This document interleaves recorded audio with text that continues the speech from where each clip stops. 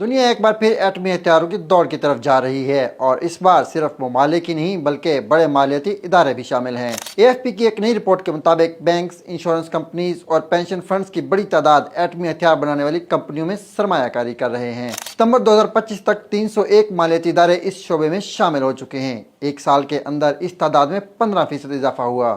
جنوری 2023 سے ستمبر 2025 کے درمیان 709 ارب ڈالر سے زائد سرمایہ کاری کی گئی۔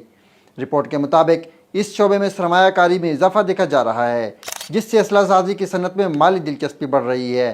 یہ ایک خطرناک حکمت عملی ہے۔ اسلحے کی دوڑ سے فائدہ اٹھانا دراصل اسے مزید ہوا دینا ہے۔ رپورٹ کے مطابق دنیا کے ایٹمی ممالک اپنے ہتھیاروں کو تیزی سے جدید بنا رہے ہیں۔ دوسری جانب امریکہ اور روس کے درمیان آخری بڑا ایٹمی معاہدہ بھی ختم ہو چکا ہے، جس سے خدشات مزید بڑھ گئے ہیں۔